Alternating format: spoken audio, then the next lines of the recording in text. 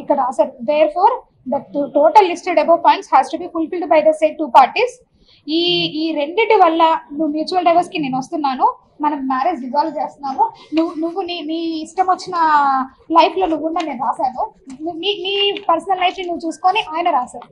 ఇంకా నేను ఏం చేశాను మీరు ఒకసారి చెప్పాలి. ఎందుకంటే సార్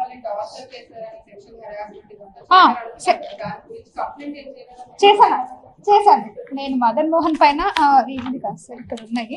ఇందులో నేను ఇంకొకరి భార్య అని తెలిసిన తర్వాత, ఇంకొక బిడ్డకి తల్లి అని తెలిసిన తర్వాత కూడా అతను విజయవాడకు వచ్చినప్పుడు నన్ను హోటల్కి రా నాతో సెక్స్ పార్టిసిపేట్ చేయి, అది కూడా ఉంది.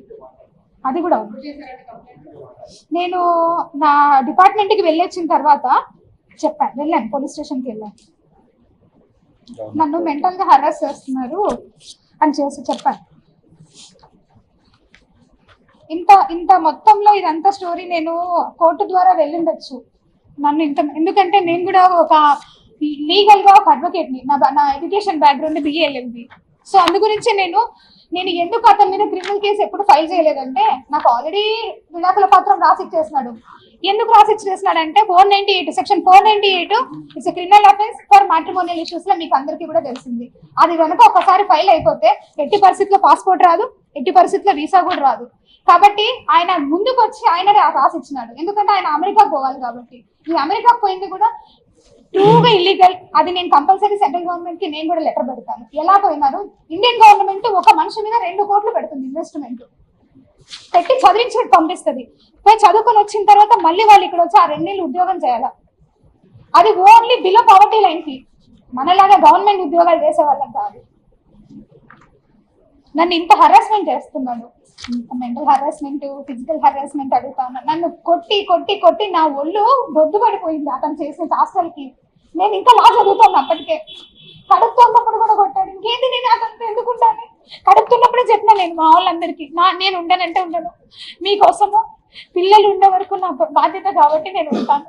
ఎందుకంటే ఇంత పొట్ట కవల పిల్లలంటే నా స్ట్రెచ్ మార్క్స్ ఇక్కడి వరకు ఉంటాయి తెలుసా మీకు. అరే ఎట్లా మాట్లాడతారంటే అసలు ఎలా ఇది సాధ్యం? విజయసాయి సార్ ఎంత పెద్ద మనిషి ఆయన, మరి ఆయన వయసుకి నా వయసుకున్న తేడా లేదా కనీసం? మహాన్యూస్ అన్నిసార్లు ఆయన పేరు పెట్టి రాస్తా ఉన్నారు. అసలు నేను ఇక్కడే ఉన్నా, లోకల్లోనే ఉన్నా. సస్పెన్షన్ ఆర్డర్ లో క్లియర్ గా మెన్షన్ చేసి ఉన్నారు ఎక్కడ పోకూడదని. నేను కమిషనర్ కి మెసేజ్ పెట్టినా, సార్ బిడ్డల్ని చూసుకునే దానికి పోవాలి సార్ అనేసి నేను మెసేజ్ పెట్టిపోతా. అరగంట పర్మిషన్ అయినా సార్ కి మెసేజ్ పెడతాను. నేను సస్పెన్షన్ లో కూడా నేను సార్ కి పర్మిషన్ అడిగిన మెసేజ్ పెడతా. అన్నిసార్లు అలా ఒక పెద్ద ఆయన గురించి రాస్తా ఉన్నారు కదా మీరు. రాసేటప్పుడన్నా కనీసం వయసు గుర్తు రాలేదా మీకు? అరే నేను మాట్లాడితే తప్ప ఇంకెవరితో మాట్లాడాలి నేను? ఓన్లీ లేడీ ఆఫీసర్స్ తోనే మాట్లాడేది ఒక రూల్ పెట్టండి. గవర్నమెంట్ ఆఫీసర్స్ అసలు మాట్లాడకూడదని కాన్స్టిట్యూషన్ లోనే అమెండ్ చేయండి. పోనీ